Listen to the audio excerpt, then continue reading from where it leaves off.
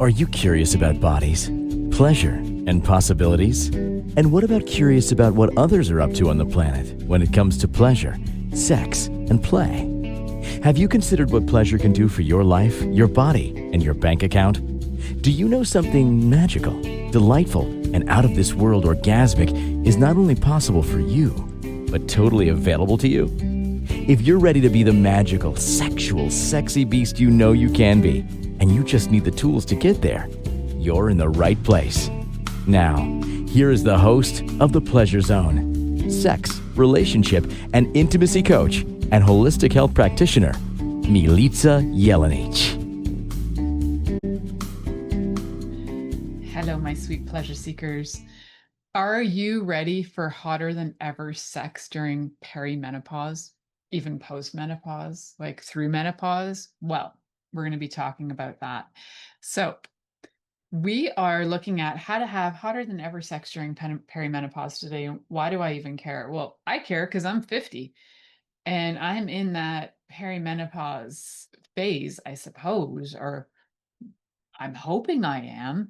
I don't actually have a lot of indicators that I am. And in my family, some people don't hit menopause till they're like 60 or older. And so who knows? I might not even be in perimenopause for another couple of years.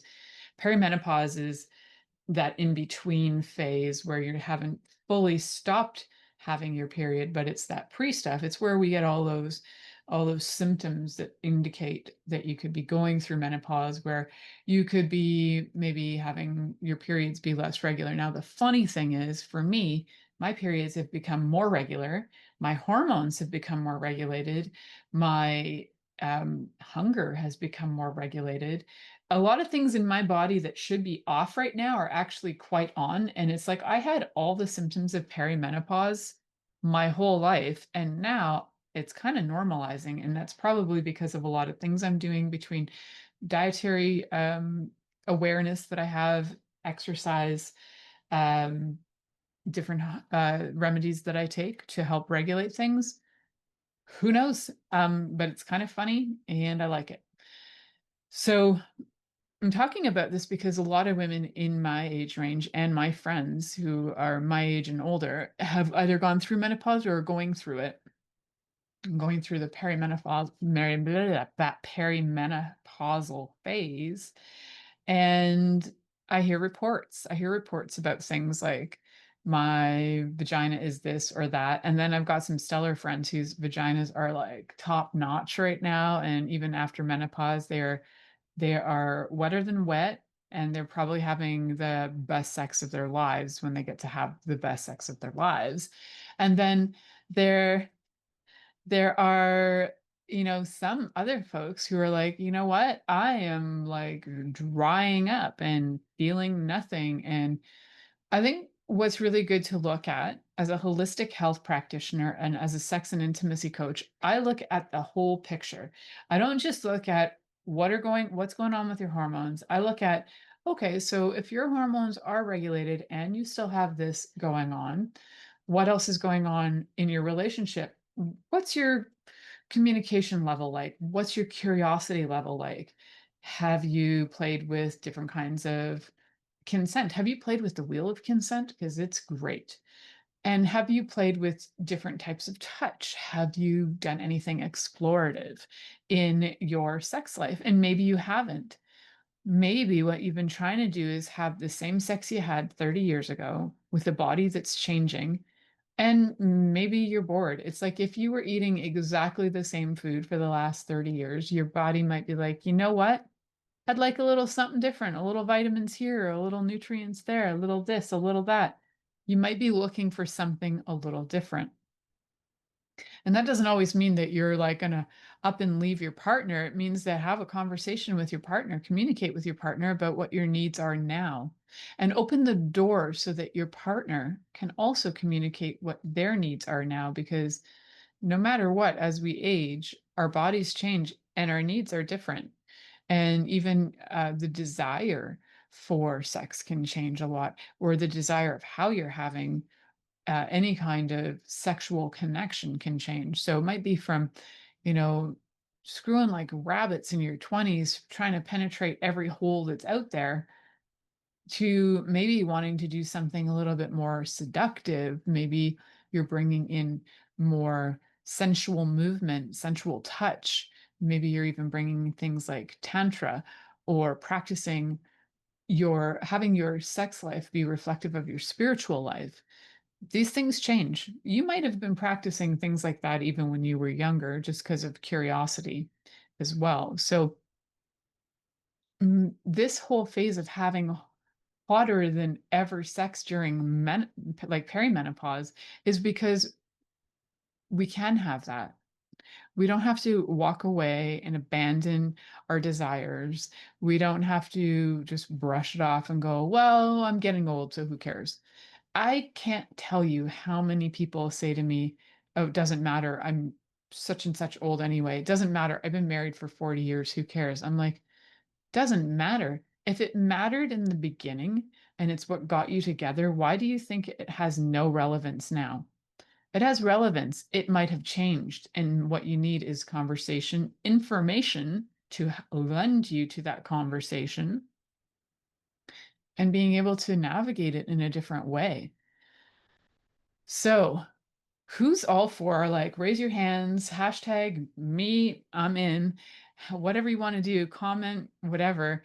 I would love to hear who is actually interested in having a robust, playful, sexual experience and experiences as you age and as your body goes through menopause.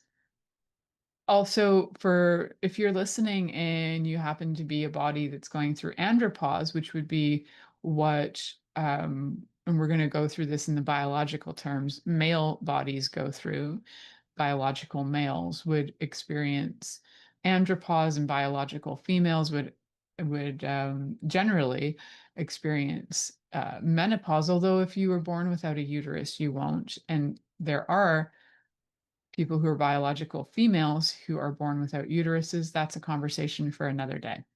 So, yeah, there's a lots of variations out in the world, guys. I know that some of you just can't quite wrap your head around that, but that's okay. It's okay. It still exists. Whether you agree with it existing or not, it still exists. So, I want to talk about why it is that our desires don't really need to be abandoned, and also why desire isn't really disappearing. It's just that it could be changing, and maybe it's asking for a new language. So, if your desire isn't really disappearing, what is it that has people believe that their desire is disappearing? So, let's look at some of the main complaints. I'm too tired. Who has the time? Who even cares? Let's start with who even cares? Like, who even cares? What does it matter? I'm old now. Who's got the time for that? So, if you believe that you don't have the time for it, you are not going to create the time for it. Who's got the time for that with 6 children, a dog, and 3 horses and a mule? Who's got the time for that? Well, the Amish certainly do, with their 10 children, 10 horses, pigs, um, all of that. I know lots of Amish couples who are still highly active, and they got a lot going on, working from 5 a.m., sometimes 3 a.m. in the morning to like 7 o'clock at night or more.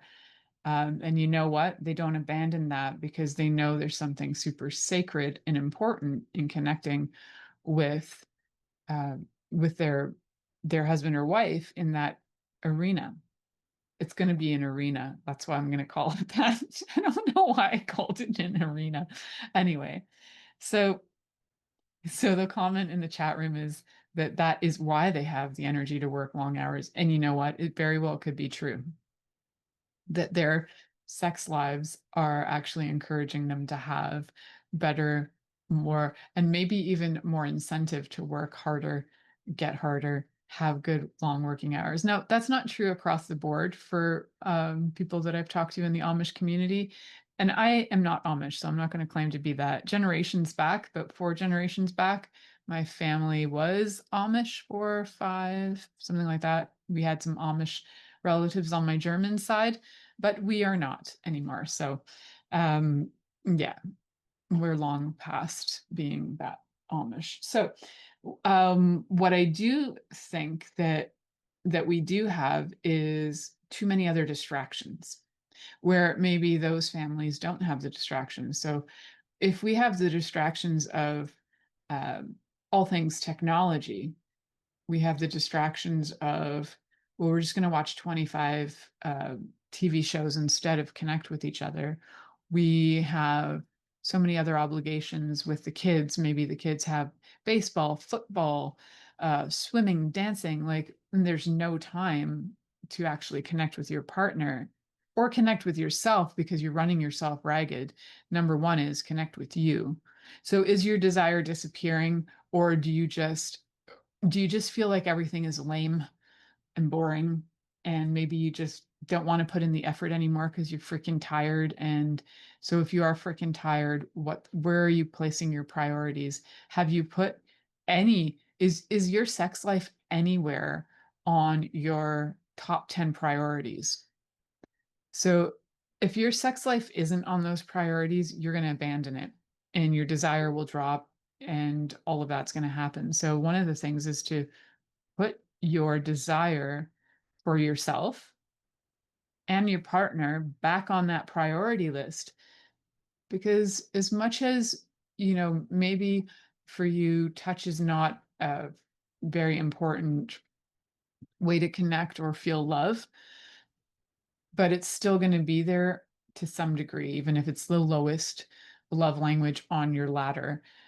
But if it's one of the highest love languages on your ladder, then you really need to put this into priority place and start to have conversations about what you would like, and start it with conversations that are not directly about sex. Start it with conversations about how you would like to have presence with your partner, because presence is by far the sexiest thing you can offer somebody.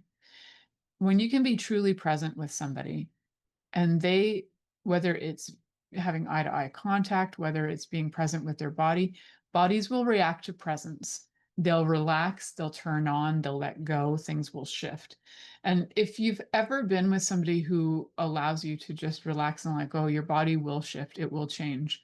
When I work on people in the body work that I do, I often will have people go, I don't know what just happened. Why did my body just flip flop around? It's because the body's willing to let go. I don't have an expectation of you. I don't have an expectation of what your body is supposed to be doing on a table while it's letting go, but your body is willing to let go because maybe it's the first time in your life you've had touch that didn't require you to have some kind of end result.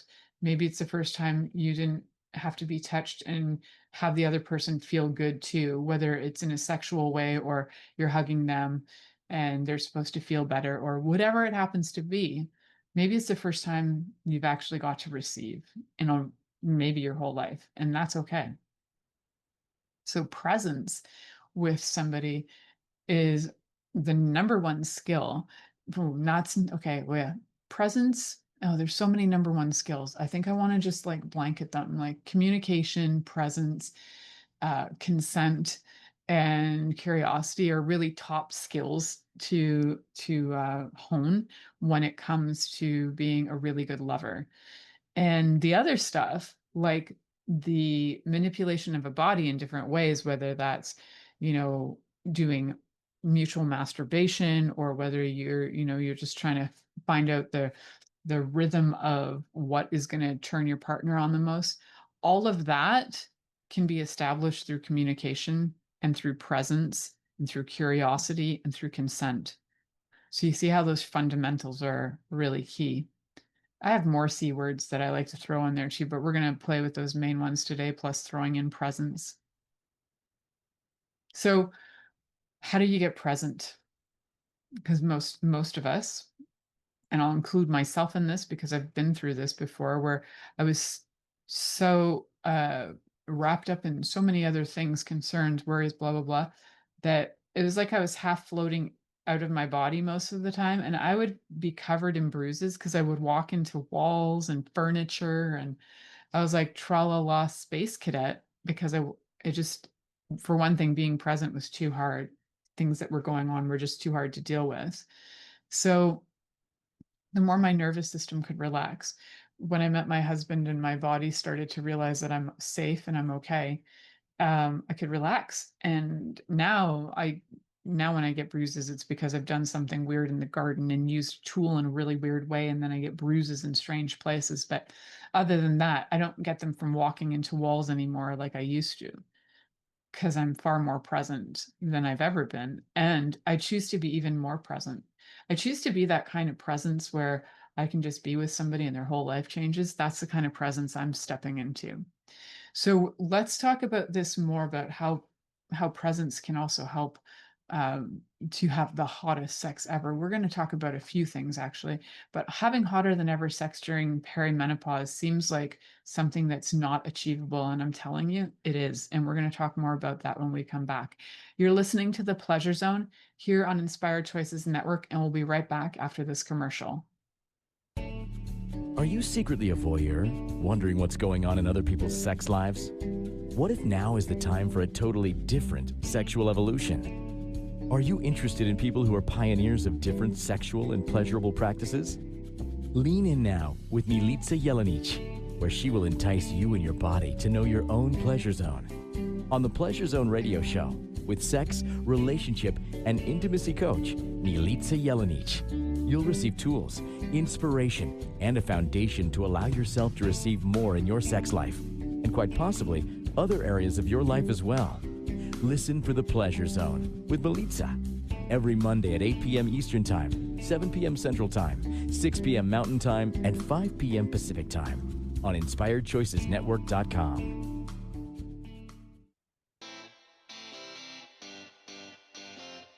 Are you a subject matter expert? Are you here to share your expertise with an audience waiting to hear from you in only the way you can deliver? Are you ready to have your voice amplified across the airwaves?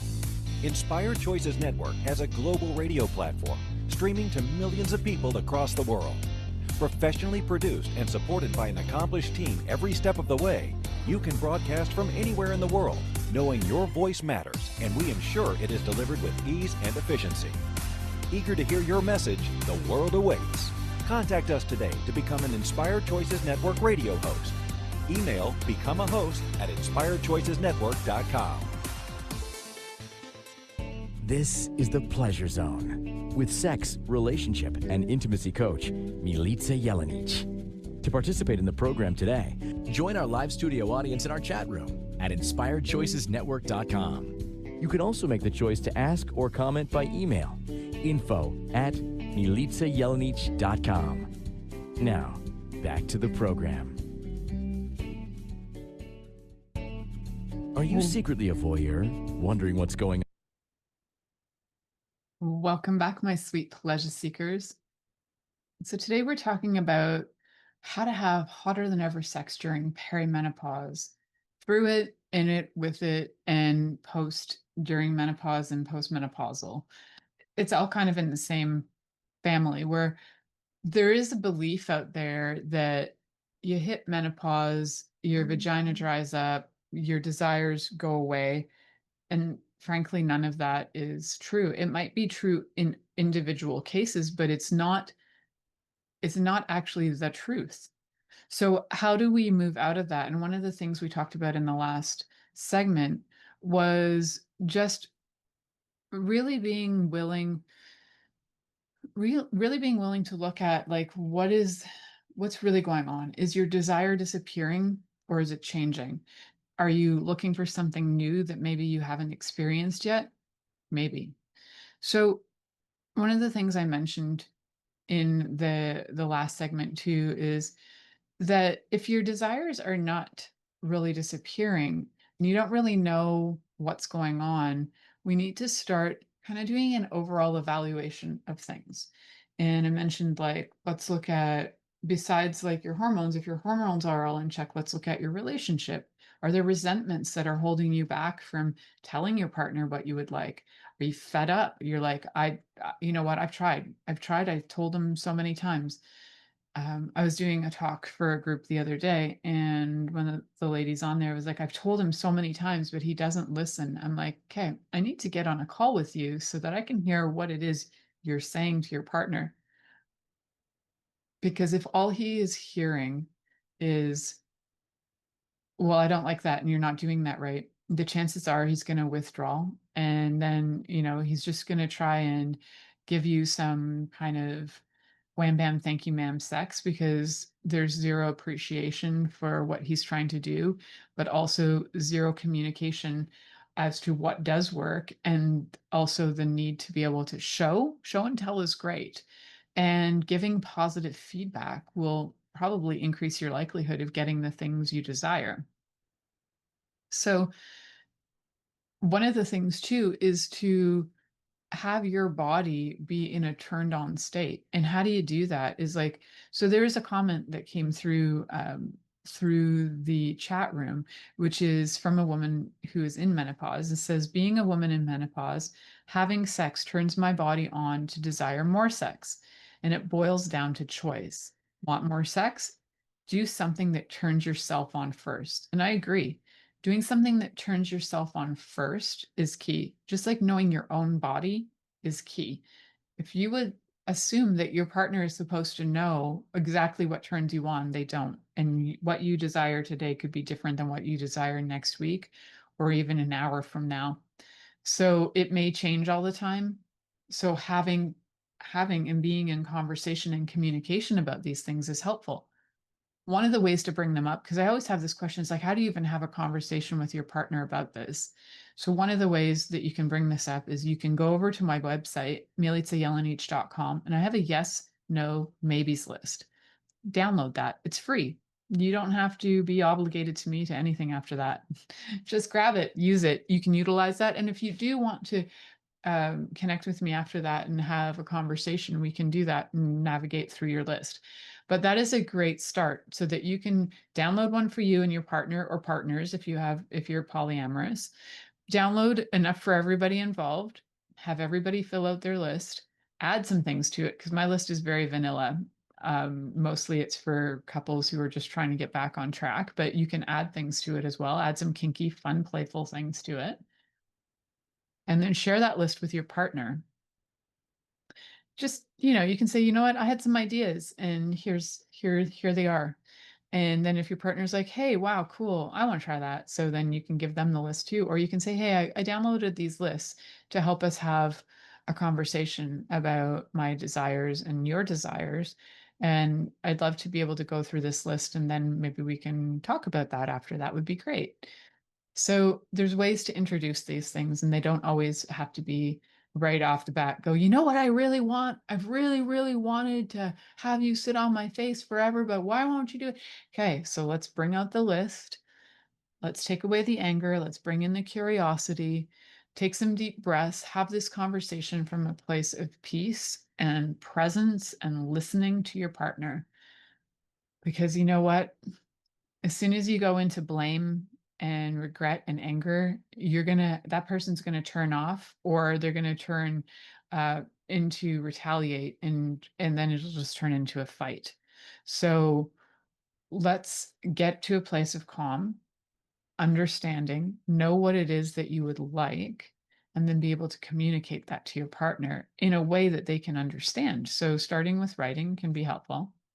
And then other ways that, there are definitely other ways, but I find that one is one of the easier ones. You can also, if you're already having good conversations with your partner, literally just say, hey, you know what? Um, Maybe you're watching a show and something reminds you of something you'd like to try. Maybe who knows what you're watching, but you'd be watching something and go, oh, you know what? I've always wanted to try that, whatever that happens to be. Maybe you're watching a show and somebody's doing something kinky. There may be some bondage involved, and you're like, you know what? That's something I've always wanted to try. And then your partner might be like, oh, I didn't know that. And there could be a conversation starter. And if you find that while you're watching that show that your partner is completely like distracted and turned off and not interested, then you also might want to have a conversation about that, because it might be a complete no for them, that they're not interested in that kind of play. And then you need to know that, because if there is something that is really important to you that you really desire and you'd really like to try, and your partner is like a heck no, then either there needs to be And it's not about convincing that person into a yes. It's about letting them know how important it is to you. That if it is like vitamins and if you don't have it, you feel like you're going to die. If it's that level of important, then there needs to be a conversation about how you can have that so that you don't die. And if you feel like it's not as important, but it's more of a curiosity, then there are other ways to navigate that that would be ethical ways to be able to not, harm your relationship or your partner in doing those kinds of plays. Like you can tie your own self up if you're interested in, say, bondage. Try that first. And then maybe if your partner sees that you really enjoyed that, they might actually go, oh, that's curious. And they still might be like, no, I'm not interested at all. I won't do that, but at least you'll be able to do that for you. So we're looking at how do the desires change, because they will. And one of the ways you can tell if your desires changed is if, everything that you were doing before is not that fun anymore. And you kind of are looking at what else can we do? And whether that's new positions, whether that's bringing in toys, whether that's a new kind of play, whatever it happens to be, bring that into your life. And if everybody's in agreement and consenting to it, bring that into your life, because that can change. It can be a massive game changer. And it might not even be penetration oriented.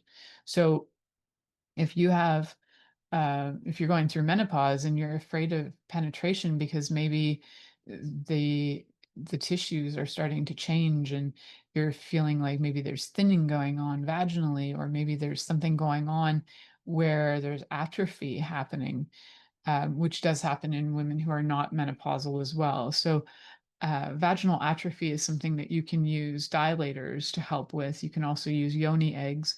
Sometimes it's atrophied so much that when you go for like a gynecological exam, they can't even put like one finger in because the elasticity of the vagina has reduced so much that you can't get that in. But there are special dilators that are like medically approved for, and you'll find that gynecologists, OBGYNs will often recommend using dilators and using uh, lube with them as well. I'm a fan of using lube that is more like water-based. Um, but I'm the biggest fan of using your own lube, your own body. And if your body isn't producing lube, then there might be something going on with the microbiome in your vagina. So you can switch up your microbiome in a whole bunch of different ways. But a lot of the times, if your microbiome in your, like if your vaginal microbiome is off, then a lot of times your gut microbiome is also off. So it starts with food. But also doing things like just changing your hygiene practices. Like I know a lot of women who use perfumes on their vulvas, and your vulva does not want perfume, and it does not want perfumed soap inside either. It's not a favor. It can affect your microbiome of your vagina. So you want unscented, very mild soap. Um, and if you can, don't douche, because douching will disrupt the microbiome in your vagina. You can start to eat more uh, probiotic and prebiotic foods, things like kimchi and sauerkraut and all the good sour foods and yogurt and kefir. And yeah, what else? So many things. So kefir, you guys might hear it as kefir, but it's actually kefir. And anyway, so yeah, there's that. And taking different probiotics and prebiotics orally can help. So changing your diet, because all that microbiome will start in the gut.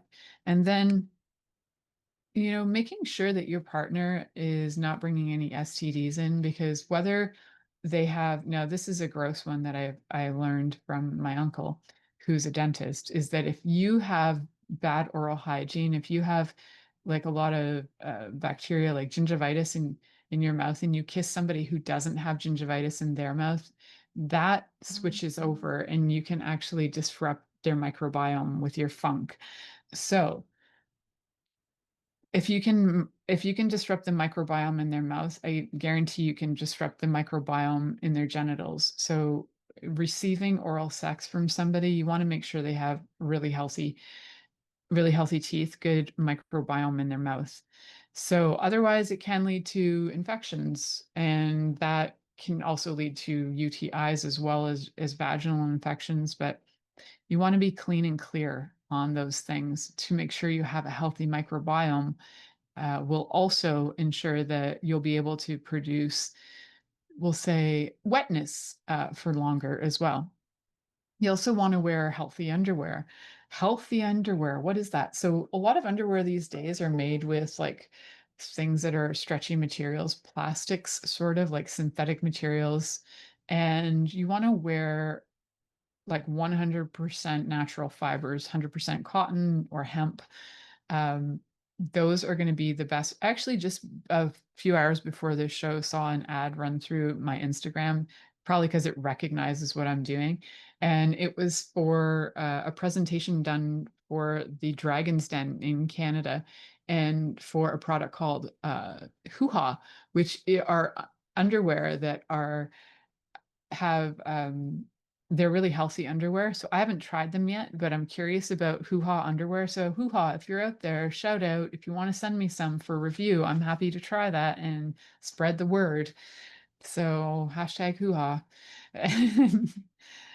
Yeah, so having really good underwear and making sure that you're not wearing a lot of clothes that trap moisture as well. Like if you're wearing tights all the time or pantyhose, ugh, those will absolutely trap moisture, trap bacteria, get the funk going.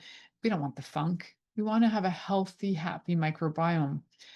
Your vagina might have like a slight musky smell at the end of the day, but it should not smell so foul that like it scares away small children and animals and makes your partner cry. It should not be that funky. So if it is, there's something going on, and you probably should consult your gynecologist to find out what is happening and whether you've got like infections happening, or you could get some other things to help you improve that.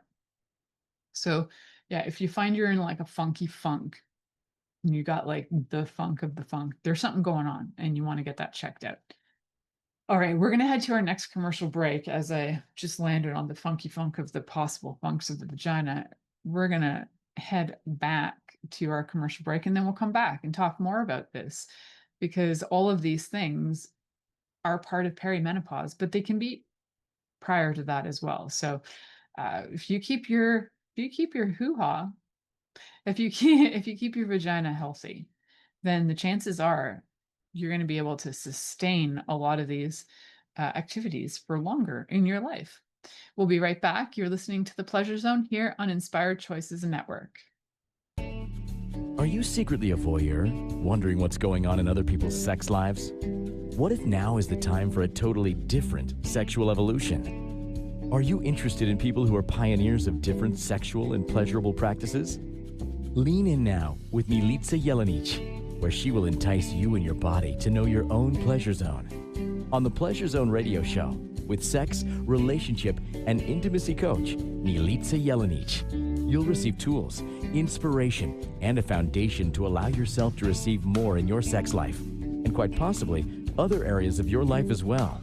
Listen for The Pleasure Zone with Milica every Monday at 8 p.m. Eastern Time, 7 p.m. Central Time, 6 p.m. Mountain Time, and 5 p.m. Pacific Time on InspiredChoicesNetwork.com.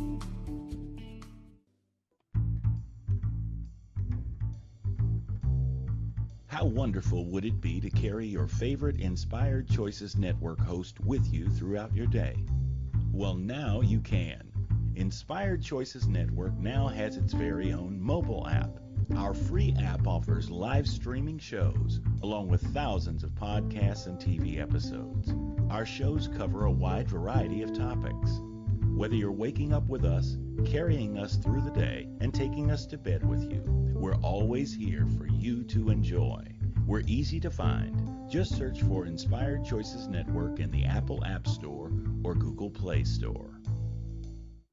This is The Pleasure Zone with sex, relationship, and intimacy coach, Milica Jelenic. To participate in the program today, join our live studio audience in our chat room at inspiredchoicesnetwork.com. You can also make the choice to ask or comment by email, info@milicajelenic.com. Now, back to the program. Welcome back, my sweet pleasure seekers. Today we are talking about hotter than ever sex during, after, and all that perimenopause, menopause, postmenopause. So we're getting the lowdown. We've been getting the lowdown on different aspects where desire, we're talking about desire and vaginal health. And a lot of those things are what will affect, you know, how much or whether you want to have sex or not. You know, is your desire being affected by hormone levels? So if you have a healthcare practitioner and you want to get that checked, that's great. Get all those things figured out. Now, one of the things to keep in mind is they might tell you that you're in a normal range, but that doesn't mean you're in an optimal range. So you can always ask, what is the optimal range as compared to the normal range? Because the optimal range is often quite smaller than the normal range. And also, if you are choosing to do anything like HRT, which is hormone replacement therapy, you want to work with somebody who is highly experienced in being able to create combinations of between estrogen and progesterone that are going to be highly effective for you. Sometimes you'll find that there's just like a generic combination, and that doesn't work for everybody, but there are doctors out there who will specialize in creating special formulations for each individual with different amounts, and that is helpful if you really need it. One of the questions to look at behind the, like, what is going on that there is so many hormones being affected, we got to look at everything that creates that. So what's going on environmentally? Do you have a lot of hormone disruptors in your home? What are hormone disruptors? So scents are hormone disruptors. If you're using things that are highly scented, like if your cleaning products are highly scented, those scents are hormone disruptors. If you are lighting like super cheap candles that are highly scented with toxic waxes, those are hormone disruptors. If you're eating other cleaning products too that are like super highly scented are generally in the family of hormone disruptors. So even certain things we use like toothpaste, there are a lot of things that can be hormone disruptors. Same with soaps that you're putting on your body, they can be hormone disruptors as well. So keep an eye on like how scented is your stuff. What I find hilarious is when I say that to people, are like, "Oh, I just use Tide." I'm like, Tide is so scented. If you cannot smell that, you are nose blind.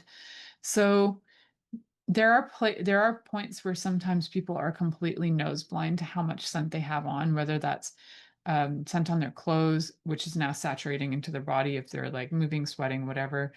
Hormone disruptors are also in our clothing. So all the stuff that is made with non-natural fibers, they can be hormone disruptors. Plastics that are in those can be hormone disruptors. Am I getting too much info for you guys right now? I'm sorry if I am. Sometimes I go on a rant.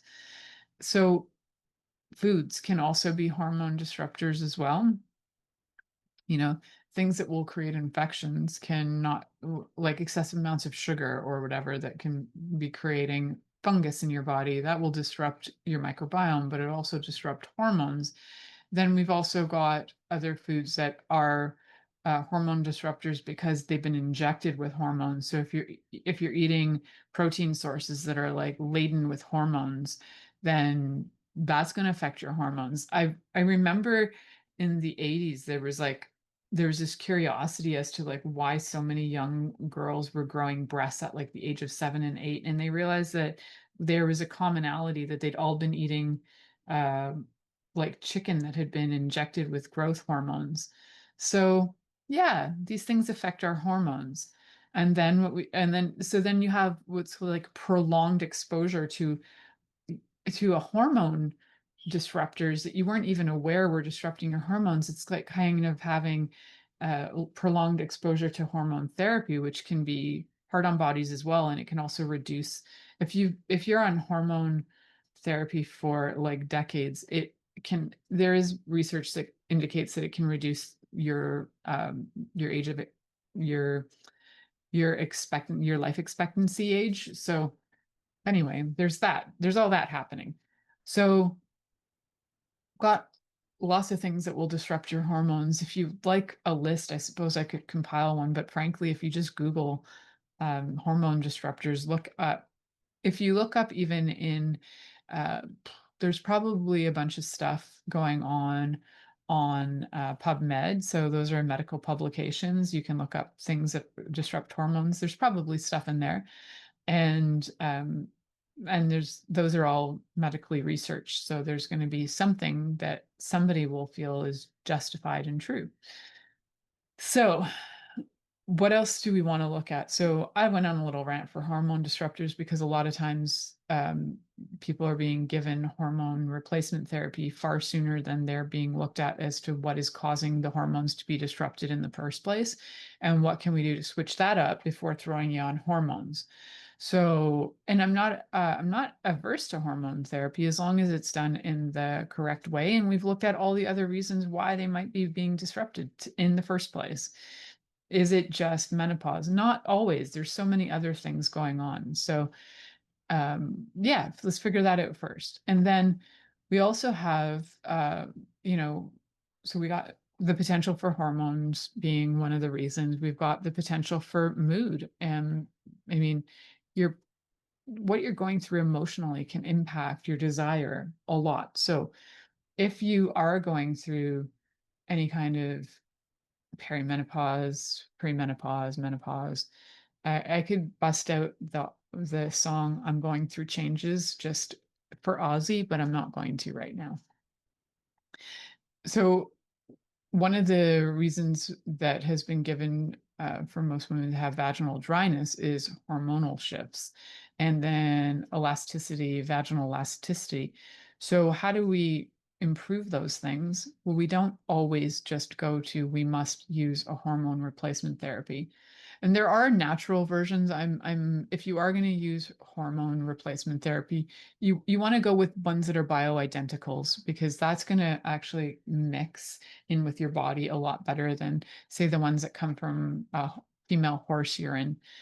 Those ones don't match the biology of human females as much as the ones that there are other ones that are bioidenticals that will have a better, easier time matching the biology. So definitely use the ones that are going to match you better, bioidenticals.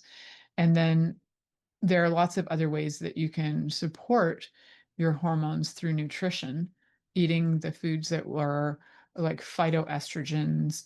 I have a program actually.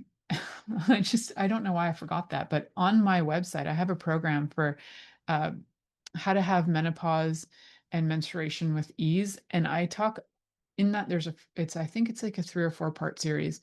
Can't remember. I did it a few years ago, but I also talk about different, I do this series with my mom. We talk about movement to relax the body, to switch up things, to help the hormones shift. My mom had like the best menopause of anybody I've ever met. So I leaned on her knowledge and expertise for that as well. And we talk about foods in there. We talk about movement. We talk about therapies, which are a type of remedy that uses the bud of a plant. And so many things. Emotions, how we can regulate our emotions on that as well. So yeah, you can head over to my site. I know that the program is really affordable. I wanted to make sure that it was like accessible to everyone. So head on over. You can go purchase that through milicajelenic.com. So part of what we talk about that in there is the different things like phytoestrogen rich foods, and things like yams are phytoestrogen rich foods, and having foods that can help regulate your hormones is going to be a lot easier on you than injecting things for, say, the rest of your life. Although some people will have to have that because maybe they've had their ovaries removed for different reasons. So there is a place for that, absolutely. And sometimes you just have tried everything and your hormones won't regulate. Like maybe you've gotten rid of all the things that are hormone disruptors in your life. And it does take your body a while to adjust after that as well. So it's not necessarily going to happen overnight, but you might start to notice little shifts and changes overnight. So, hotter than ever sex during perimenopause is kind of like a play on things. I don't know if you guys noticed, but hot flashes. And one of the things that can really help with eliminating hot flashes is to get off of caffeine. And this has been something that I've just seen through my mom, who is a non-caffeine drinker who had the best menopause ever. But then as a result, people that she's worked with who have gotten off of caffeine and have had like no hot sweats. So I'm a fan of like live it, use it, show other people they live it and they prove it. And so that is just, I don't know that we have any medical studies that back that, but try it. If you've got some really bad hot sweats, try getting off of caffeine for a while. If you find you're craving it and don't know how to get off of it, then that's another situation to look at. So how we can have menopause with ease and have hotter than ever sex is to look after our bodies, right? We got to remember that. But we're going to head to our next commercial break. You're listening to the Pleasure Zone here on Inspired Choices Network, and we'll be right back after this commercial. Are you secretly a voyeur, wondering what's going on in other people's sex lives?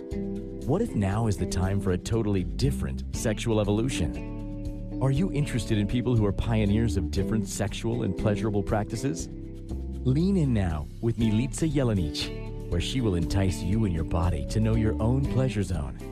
On the Pleasure Zone radio show, with sex, relationship, and intimacy coach, Milica Jelenic, you'll receive tools, inspiration, and a foundation to allow yourself to receive more in your sex life, and quite possibly other areas of your life as well. Listen for the Pleasure Zone with Milica every Monday at 8 p.m. Eastern Time, 7 p.m. Central Time, 6 p.m. Mountain Time, and 5 p.m. Pacific Time on InspiredChoicesNetwork.com. This is the Pleasure Zone with sex, relationship, and intimacy coach, Milica Jelenic. To participate in the program today, join our live studio audience in our chat room at InspiredChoicesNetwork.com. You can also make the choice to ask or comment by email, info@MilicaJelenic.com. Now, back to the program. Welcome back, my sweet pleasure seekers. So as we're looking to have more hotter sex during perimenopause, one of the things we also need to do is love our bodies in order to be able to be confident in the bedroom and confident with ourselves. So it starts with you, with being able to look at you in the mirror and like see yourself as sexy. So if you can't see anything on you that's sexy, it's going to be really hard for you to be with your lover and be able to be relaxed and feel like that they're actually turned on by you. You then might have things going on through your head like, oh, they're just using me, whatever, it's all for them, blah, blah, blah. I can't believe they actually are interested in me, blah, blah, blah. Our heads are full of poo. So let's just send all the poo back in truckloads, just send it all back and send it to wherever it came from, whatever universe that crap came from. And it can just reside there instead of your head. So how do we get to a place where we can have more confidence? So number one is to find that one spot in your body that you find is beautiful. And if you can't find one spot that you find is beautiful, then we need to work on how can you receive compliments from, well, if you ever in your life had something that you felt was beautiful, let's start there. Maybe it's like somebody told you once you have beautiful eyes, but you don't see it or believe it. Well, start there and say, I choose to know and see that I have beautiful eyes. Oh, okay, maybe I can choose into that. I choose to know that my body is beautiful. I choose to know that my body is sexy. I choose to know these things because maybe I don't know them, but I'm going to choose into that. So sometimes with affirmations, they don't feel or ring true. And then we feel like we're lying to ourselves and then we wonder why they don't work. But if you can choose into them, choosing to know something, choosing to feel it. I choose to feel like the radiant sexual being I truly am. Cool. I choose to know what that is like. Your body, and as I said that, my body was like, yeah, let's do that. So I choose to know the radiant sexual being that I truly am. Choose to know what that is, to embody that. And then we can embody those things. So when you don't quite feel it hitting true, like I'm so sexy, if you're saying it but you're not resonating that, your body is just like, you're a liar, you're a liar. So now we need to choose into that if it's something that you truly do desire to choose. So having confidence is very, you can also have confidence but have no self-esteem, which is also weird. You can appear confident to people, but underneath that, you're like scared, hiding. You don't really know how to stand up for yourself, but you can appear very confident in public. So there's also a discord that happens there, which creates a bit of a disharmony energetically and confuses yourself and others as well. So it's okay to not be confident. It's okay to also choose to be confident. And it's okay to choose to look at your body. And you might go, you know what? I'm really loving my boobs today. Cool. And then we don't need to say like the rest of the garbage in our heads, like, but what about your chubby belly? And what about your this and that? Okay. We don't need to dive in there fully. We can look at what we really are loving, add energy to that. And if you do want to dive in really deep into the things you don't like, you're going to need to have a rescue team to get you out of that. So your own rescue team, whether that's a whole bunch of confidence boosters that come right after that. It's like it might be like I feel like my tummy is chubby, but at least I got great ass or something, like whatever it happens to be.